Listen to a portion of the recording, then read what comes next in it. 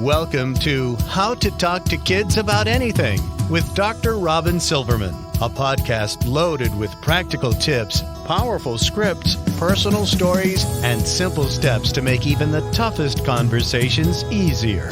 So get ready to get the information you need to make the impact you want from someone you trust, your friend, parenting expert, Dr. Robyn Silverman. Hello and welcome to How to Talk to Kids About Anything, where we give you the tips, scripts, stories, and steps to make even the toughest conversations easier. I'm so honored to be your host, Dr. Robyn Silverman, child and teen development specialist, author, and speaker, and most importantly, parent of two great kids who give me the opportunity to love, learn, and grow every single day, whether I want to or not. Believe me, I get it. It's not always easy, but we're in this together, and thankfully, we have some wonderful people to call on along the way. We all want our children to feel safe, secure, and engaged in their lives. But when big bad things happen in the world, from mass shootings to natural disasters to other tragedies detailed on the news and filtered through the adults at the restaurant, the neighbors on the street, the kids on the bus, and friends at school, the world can feel a little less safe and secure for many of our children. How can we reserve our kids' feelings of optimism, safety, security, strength, and that inexplicable feeling that comes with a carefree childhood when scary things happen across the world, across the state, and across the street? For this important topic, we turn a second time to past podcast guest, Dr. Dawn Heubner, who you'll remember from our discussion about worry and anxiety and how to help our kids when they worry too much. A great and helpful podcast episode that I urge you to listen to after this one. Dr. Dawn Heubner is a clinical psychologist and parent coach specializing in the treatment of anxiety. She's the author of 9 books for children, including the perennial bestseller, What to Do When You Worry Too Much, and more recent, Outsmarting Worry. Dr. Heubner's newest book, coming out this week, is called Something Bad Happened, and provides support for children learning about big bad things happening in this world. Dr. Heubner has been featured on the news and information outlets, including the Today Show, CNN, Parents Magazine, and more. She maintains a private practice in Exeter, New Hampshire. I'm so glad to have you on this second time. So welcome, Dawn Heubner, to How to Talk to Kids About Anything. Thank you for having me. It's a pleasure to be here. Well, I'm thrilled to have you. This next book right now is so good. It's unfortunately needed very much as continuous things happen in our world that we really do need to discuss. But before we get into the thick of things, for those who haven't had the opportunity to meet you and to read your books, would you just tell us what gets you up in the morning and what got you so interested in writing a book for kids and parents about what to do when big bad things happen in our world? So for a number of years now, I've been focusing on the treatment of anxious children and their parents. And it's a world that I love because anxiety can be so debilitating, but it's actually quite treatable if people learn some specific techniques or tricks or skills. But I was finding in my practice that although I focus with children on fear of unrealistic kinds of things, that increasingly I was seeing that kids were voicing fears that were more realistic, fears about bad things that actually do happen, not just bad things that kids imagine could happen, but things that do happen. And I realized that there was a need for a tool, for a book to help kids who are learning about the big bad things that actually do happen in our world.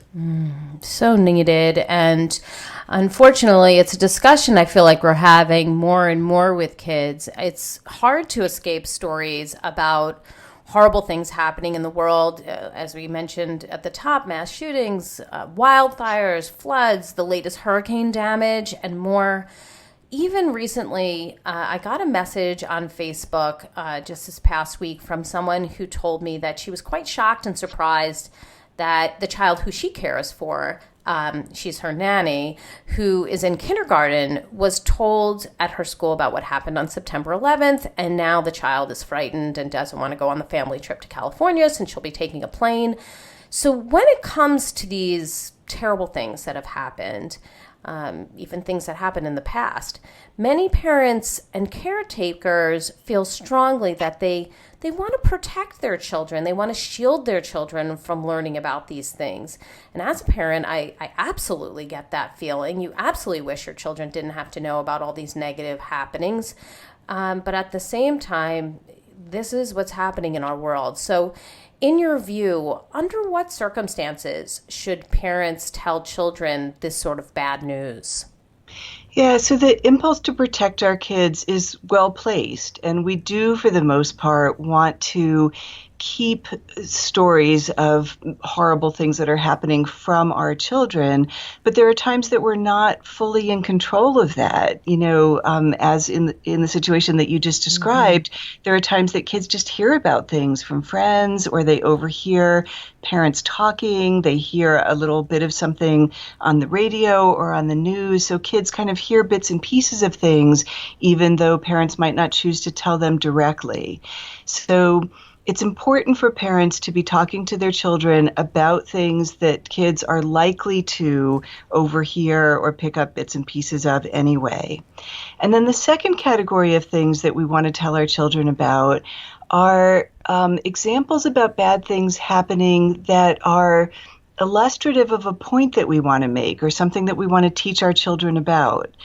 So a parent of, say, a 10 or 11-year-old might want to talk some about the kinds of disasters that are happening related to climate change as a way of teaching about climate change, or might want to talk some about some of what's happening in terms of the immigration crisis as a way to talk about a particular issue with a child and help a child develop a deeper understanding of the world that we live in and maybe develop empathy and things of that sort. So there are times that parents might choose to talk to their kids about bad things that are happening for those reasons too. Okay.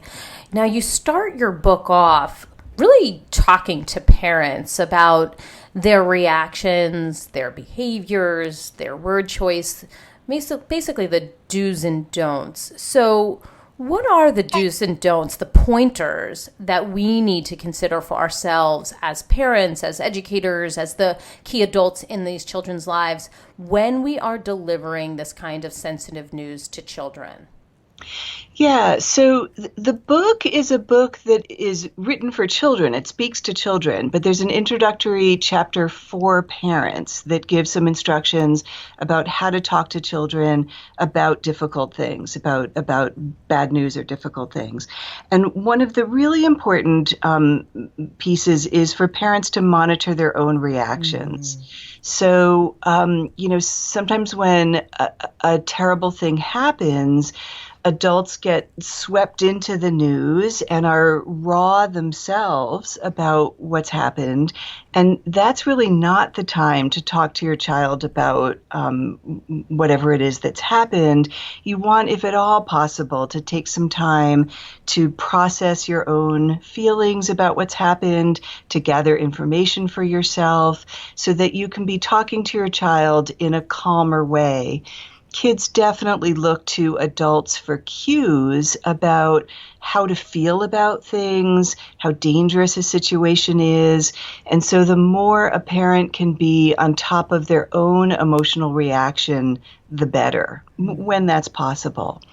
Another thing for adults to pay attention to is timing. So, often the time of day that parents talk in a most focused way with their children is bedtime. But that's really not the right time to be talking about bad things that have happened in the world, because kids need to be able to relax and fall asleep, and you don't want them to be falling asleep with kind of scary things right in the front of their mind.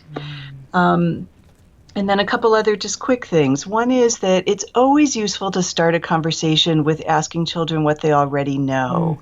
So, we sometimes make assumptions, either that our kids don't know anything about what's happened, or that our kids know and understand things that it turns out they really don't understand. So it's just useful to kind of start the conversation with an open-ended question. So you might say something like, there was a fire. Have you heard anything about it? Or a bad thing happened in a school. I wonder if you've heard anything about that. So, you give just a little bit of information, but then you ask a pretty broad question to find out what kids know. And you want to then be building on what it is that kids already know.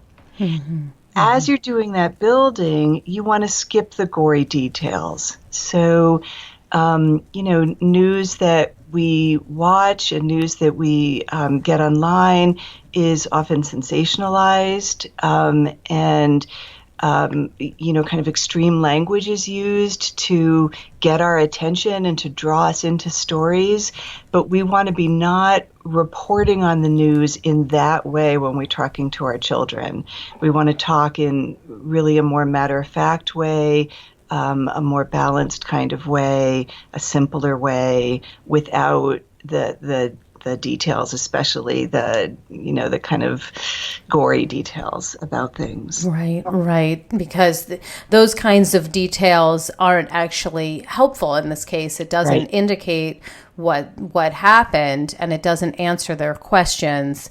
And I'm sure that there is that point where we need to step back and, instead of focusing on what we are providing in terms of information, stepping back and allowing them to ask questions if they need to, so that they are guiding more of the conversation rather than us filling in details that they may not even be interested in or need to know. Is that correct? Or need to know. Right, exactly. And so it's important for parents going into these conversations to give a little thought to what's the purpose of the conversation. Are you informing your child about something you think your child's going to hear about and be frightened about? So you want to give them some information. Are you needing to talk to your child about something that has to do with their own personal safety? Are you having the conversation for that reason? Are you trying to talk about a broader issue, like I touched on earlier about climate change or immigration? So for parents to be clear on what's the purpose of this conversation can be really useful. Right, absolutely. Oh, that really puts us in a good place.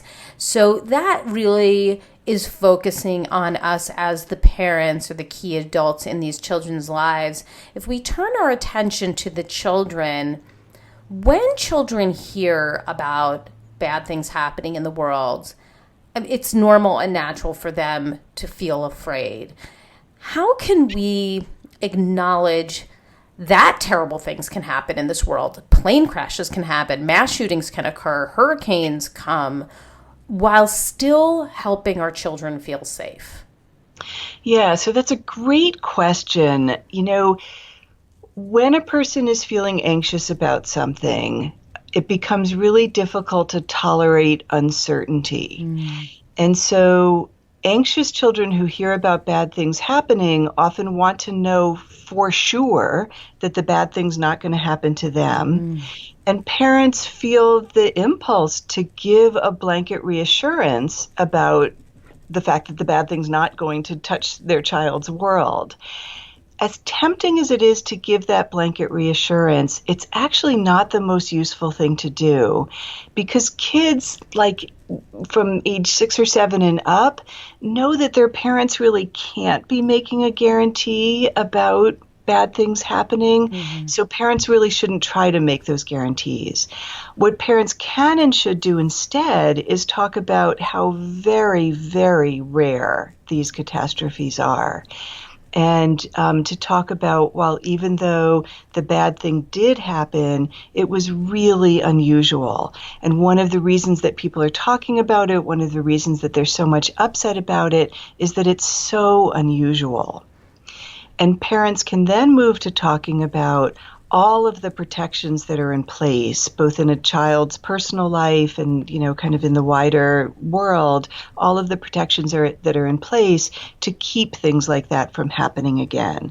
So you definitely wanted to give reassurance in that way without sliding into trying to give a guarantee to a child. So in the case that somebody is listening to this right now and they haven't spoken to their children about bad things that have happened in the world and they feel like maybe I should, I often talk about like a really great thing to have is sort of pre-talks, so that you kind of build on something and you're not starting from scratch, like discussions about death before someone dies in your family, or discussions about sex before your child's thinking about an intimate relationship, or discussions about failure before your child brings home an F on a test. So what are some pre-talk conversations we can have with our children if we haven't had these conversations about bad things happening in the world, and making sure that we are not putting them in panic or anything like that, but just starting to talk about something that might be happening in the world from time to time, so that we're not kind of jumping in when something like a tragedy happens and we're starting from scratch. Yeah, so I love that notion of pre-talks. I certainly recommend that as well, but I've never called it that. That's just a great descriptor for it. Yeah, yes. I love that. So I think that unfortunately, there's plenty of fodder for these talks because there are lots of bad things that happen in the world.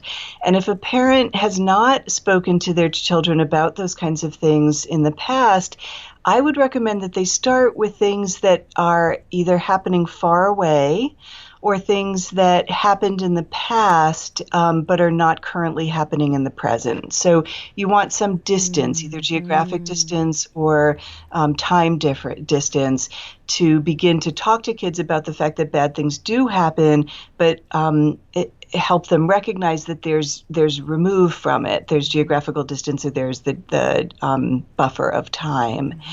And so we're wanting to help our kids develop some coping tools or develop resilience so that when bad things happen closer to home or when they're happening in a more immediate way, there has been some of that groundwork laid for how we think about bad things that happen, how we deal with the fears that naturally arise when we hear about bad things, and how we move ourselves through coping with those bad things. You had asked earlier about kids' natural responses to bad things that they hear about, and a really common way for children and adults to respond is to personalize and to start to think about, what if that bad thing happens to me or someone I know and love? And that's really frightening for all of us to think about. And one skill that children can be taught is to learn how to recognize that just because they're afraid, it doesn't mean they're actually in danger. That we have kind of danger alarms that go off in our heads around potential danger, like when we can get triggered by hearing something that's scary and it suddenly feels like we're in imminent danger. But those alarms can go off in our heads not only when we're actually in imminent danger, but when we just have heard something scary, but we're not actually in danger, and that's a false alarm. And so parents can kind of watch for opportunities to be talking to their kids about times that kids have felt afraid, but they have not actually been in danger. They've had one of those false alarms.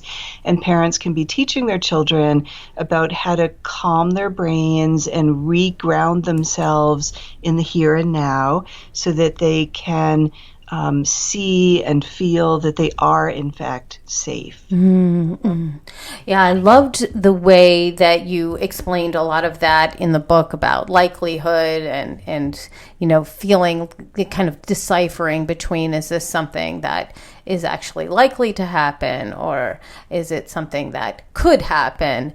And you also have this great imagery about the plain marbles and the swirly marble to talk about how prevalent this kind of thing is, and the chance of it actually happening to you. Can you explain that? Yeah, so it's important to, make things concrete for kids and to give visuals. So the book is trying to help kids understand what likelihood is, and it's using an example of having, as you said, plain marbles, like unadorned marbles, and a marble with swirls on it, and reaching into a jar and looking at how likely it would be to pick out the single swirly marble versus to end up with a plain one if you're blindfolded. Mm-hmm. And it kind of walks kids through, both in the text and through pictures, of understanding something about something being quite likely versus very, very, very unlikely. Mm-hmm. And there's an example first just about reaching into a jar of marbles. And then the example moves to the possibility of getting hurt at an amusement park, which is something that is possible but extremely unlikely. And again, using the marbles and showing in a concrete way just how unlikely it is to get hurt on a ride at an amusement park, that moves kids into understanding about, we do things that carry a little bit of risk. But as long as the danger is very unlikely, we can still do those things with confidence. Like, we don't have to feel afraid, or we don't have to keep ourselves from doing things when there's a tiny bit of risk, because a tiny bit of risk is okay. We live with that all the time. Mm-hmm. Absolutely. I think it's also important for kids to understand something about the way their brains work. Mm-hmm. And there's a section in the book that talks about this. First, just normalizing that there's a part of your brain whose job it is to keep you safe. And so that part of your brain pays attention to things that might be dangerous to you. And when you hear something that might be dangerous, that part of your brain sets off an alarm and you feel afraid. And then the book talks about, it's important for kids to learn about how to make an assessment about whether you're actually in danger or whether it's a false alarm. And that includes gathering accurate information. Actually, the first step is just calming your brain. And there are some strategies about how to calm your brain so you can get back to more logical thinking. And then once you're able to do more logical thinking, there are ways to gather information and to look at likelihood and things of that sort, so that you can make an assessment about whether you're actually in danger or not. Okay.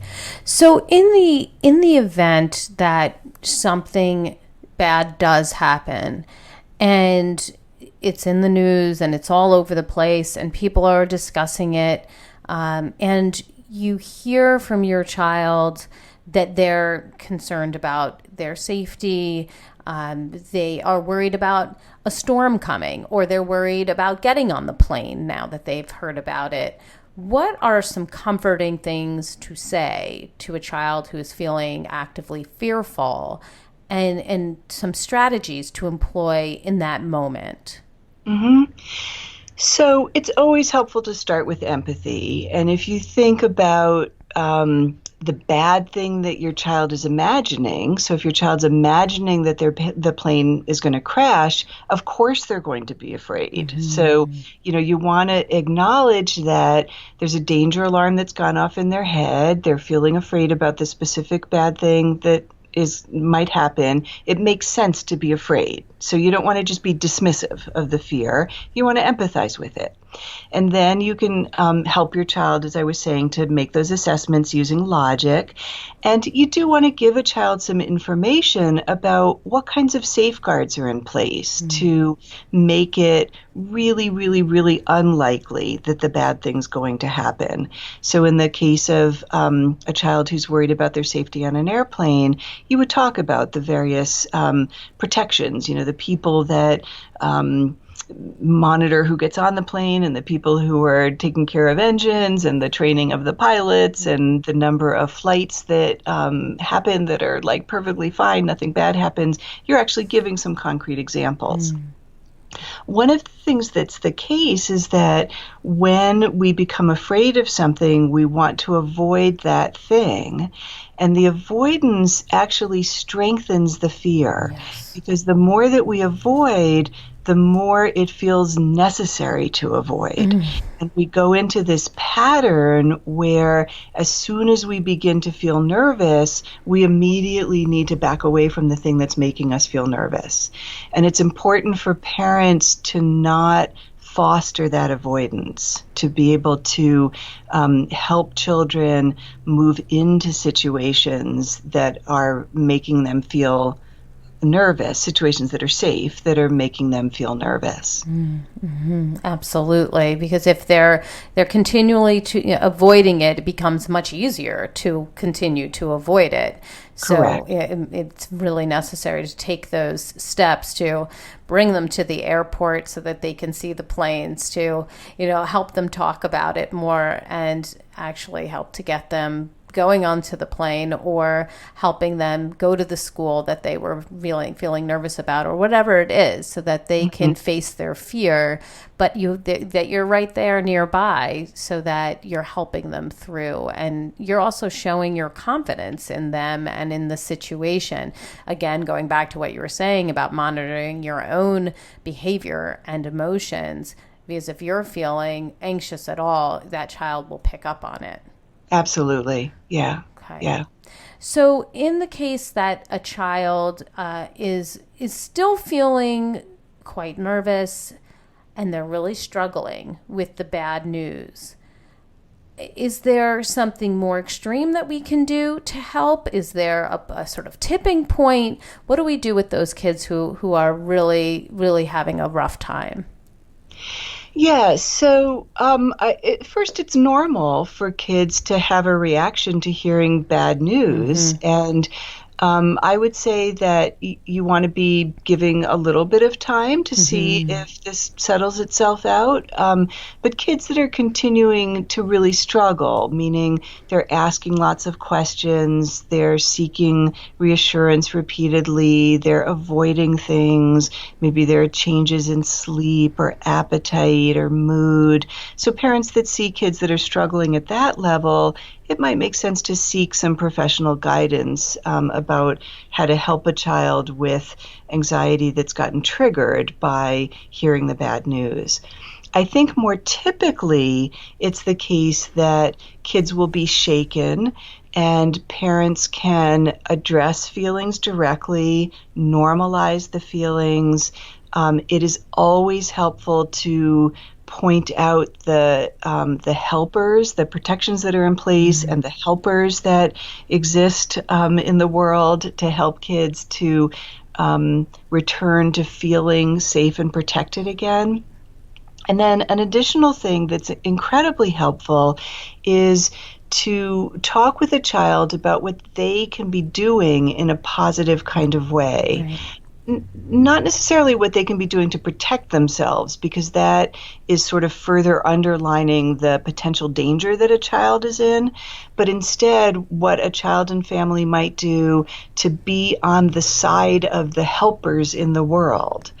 And taking some kind of positive action is a really empowering thing. Right. And it shifts the focus away from the helplessness that we, both children and adults, often feel when we hear about catastrophes, to instead the ways that we can contribute or that we can help. And even if it's small steps, sending good thoughts out into the world, participating in a march of some sort, sending supplies, those kinds of things just kind of change the focus in a way that's really useful. Right, because you two talked about how they can move from sympathy, as you define it, as I care that you're sad, to empathy, I am sad along with you, to compassion, I want to help you feel better. Right. And it's in that where we're talking about compassion, I want to help you feel better, that really could be a great solution for helping a child feel like they're contributing, so they're moving from that feeling of fear to that feeling of, I can do something to support these people. I can do something to be helpful in this world. So the actions that you explained are simple ways that kids can move themselves into action. And, we've seen in some of these tragedies that even kids who draw pictures and can, send it in a card, or kids who might contribute gifts from their birthday, or do a collection for an event in their lives. These are just small ways, and not necessarily, they don't even have to be very creative. It could be things that the next door neighbor also did, but can still help them to feel more settled. Right. And this actually dovetails nicely with what many children learn at school, which is what it means to be a bystander, right? So a bystander is someone who witnesses or hears about something bad that's happened, and bystanders have a choice, right? So as a bystander, you can do nothing, and then you're not contributing in any useful way. You're not changing what happened. Or a bystander can take positive action. And kids often learn about that with respect to bullying, that bystanders actually can be quite powerful in either standing up to a child who's being mean to another child, or in just befriending a child who's being targeted by others. And that feeling of empowerment, that even though you're a kid, you can still do something that makes a difference. You can do something that's positive. That's really helpful. And it allows children to move out of that feeling of helplessness and anxiety and fear into a stronger position.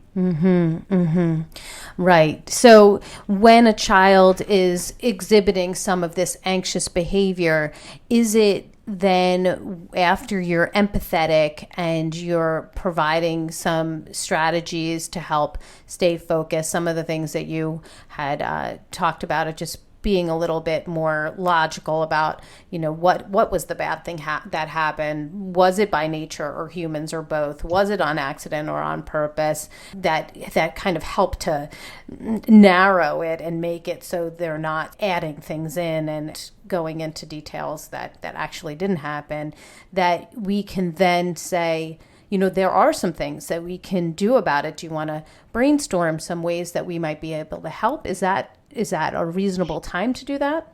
Yes, it absolutely is. And, more broadly, we want to be teaching our children about coping. We want our children to learn that they can be active agents in their own lives. So kids aren't just victims of their feelings. Kids can take a feeling that they're having and do something about it. And so this is another way of teaching kids that when they're sad or when they're scared, they can take positive steps that both help themselves and help the world. Like, it's sort of a 2-for-1 benefit there. Yeah. So when that child is then out in the world and you've had these conversations with them, what do you hope that they do when they're starting to feel upset and they're not around you? They're not with you. Maybe they're in school and they start to feel anxious. Their brains start to go to thinking about some of these bad things. What would be the nugget of information that you would hope that the child would know to do when they're not with you and they start to feel those anxious feelings? Yeah, so I think that we can be teaching kids to talk to themselves, and the basic message that we want kids to say to themselves is, I'm safe. So for somewhat older children, they can be taught to remind themselves that just because they're afraid doesn't mean they're in danger. For younger kids, they can be taught to just say, I'm safe, or I'm okay. And we're all talking to ourselves all the time. We vary in terms of how aware we are of that self-talk, but we can teach kids in very deliberate ways to be talking to themselves in comforting ways. Absolutely. I often tell my child that we can't let anxiety drive the bus. Right. She's got to be in the driver's seat. Right. And it's something that we've talked about for such a long time that it's an image that works for her, but you have to find what works for you because you know your child the best. So if you could complete this sentence, when something bad happens in the world, the best way to help our kids is to talk about it. Mm-hmm. Right. So there's like a really concrete answer there for those people who are really thinking about keeping these kinds of things from their children and thinking that that is the best, most protective and loving thing that they can do. Really, we're flipping it on its ear and saying, no, we really do need to talk about it, because at the end of the day, we are the trusted source. And where do you want your child to get this information from? It needs to be filtered through you, because you know your child the best. You know her feelings or his feelings, and you know what he needs to hear or she needs to hear. And if we leave it up to chance, then it can be told to them by the child on the bus or somebody in school, or just hearing it along the way, and we lose control over it. Isn't that right? It is. So, we want our children to be resilient, and resilient means that they're able to face and cope with adversity. And children need to be taught how to do that. So by having conversations about these difficult things that happen in the world, we're starting to build resilience. We're teaching them the skill set that they need to cope with difficult things. Mm-hmm. Absolutely. Well, give us your top tip. What is it that you want us to come away with that will be the best thing that we can come away with when it comes to when bad things happen in this world and we need to talk to our children about it? So it's that it's possible to have these conversations, and children are really hungry to understand what it is that's happening in the world around them. They're made more anxious by secrets that are kept, that, they might just catch little bits and pieces of something. So it's possible to have these conversations. And the more parents have conversations with their children about things that might feel difficult to talk about, the more they're learning how to do that, the more comfortable they'll be with that, and the better it is for kids. Mm-hmm. You set that up so well in your book, where you're hearing things that are happening and your parents are focused over here, and then they're turning off the news and there's no news on, or it's on all the time. Yes, the kids are picking up on those nuances. They know us very well, and they know our habits, and they know, when something's up. So they do get very anxious when there is an abrupt change like that. And then that's when the brain starts going haywire and trying to fill in the gaps with their own information. I remember when my father started sleeping in a different room than my mom when I was in my young teenage years, and I just assumed they must be getting a divorce, when that had nothing, absolutely nothing to do with it at all. In fact, it was just that my father was having a lot of trouble sleeping, and he kept waking up, and he needed a different bed so he didn't keep waking up my mother. It was like just absolutely nothing to do with it.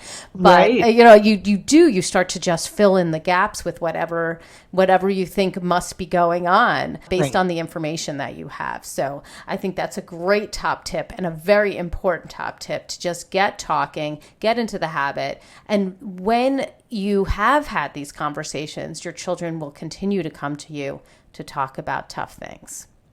Yes. So give us the resource of the week. Where can we go to get more information about you, this fabulous new book, and the great work you're doing? So I have a website that's dawnheubnerphd.com, and there's information about all of my books. There is a section where there are tips for parents that are brief articles about a variety of things that have to do with raising children, links to my TED Talk and podcasts. So that would be a good place to go. Wonderful. Yes. And so many of your great books are up there and really so important to get. I just think they speak so well to kids. And for today, I want to thank you so much for joining us. I love the way that you talk about these very interesting issues, and these issues that we really do need to talk about with our kids, but you talk about them in such an accessible way. So I absolutely urge people to get the book and to read it with their children. It really gives you the word. So in this case, it's really having Dawn Huebner in your back pocket so that everybody is on the same page. And I just really appreciate all your hard work in this area. So thank you so much. Thank you so much for having me. Well, I've got my takeaways, and sweet friends, I know you have yours, so let's discuss them. Come up on Facebook. We can go to the Dr. Robyn Silverman page, or let's chat about it at drrobynsilverman.com or twitter.com/drrobyn. I'm also on Instagram at Dr. Robyn Silverman. I'll be creating and sharing some memes based on Dawn Huebner's notable quotables from this podcast episode so that you can share them with your friends and your family and your followers. And if you love this podcast like I did, I hope you'll go up to iTunes and rate and review it so other people can learn about these outstanding solutions, these incredible issues, and use them in their own homes. It does make a difference, and honestly, I truly appreciate it if you do that. That's all the time we have for today, my fellow parents, leaders, and educators. Thank you so much for tuning in to How to Talk to Kids About Anything. For more information on books, articles, speaking engagements, or curriculum, please visit drrobynsilverman.com. So many great podcasts are up there, and the show notes to this podcast will be up there as well. I look forward to weathering the storms and enjoying the sunny side of life together. And please remember, even when it feels like nothing is going right, we all have those days. You've got this. You're here. You're getting the information you need. Perhaps you're thinking, I didn't talk about this or that. I did not go into this or that with this tragedy. And now you feel like you made a mistake. No. This is not what's happening. There's always tomorrow. There's always today. You can have these conversations. Parenting is the ultimate do-over. I see you, and I'm right there with you. And as there are moments when we doubt our know-how, our choices, and our sweet sanity, please know you are 10 times the parent you think you are. Until next time, this is Dr. Robyn Silverman with How to Talk to Kids About Anything. Please tune in again and keep connecting through conversation. See you next week. You've been listening to How to Talk to Kids About Anything with Dr. Robyn Silverman. For more information,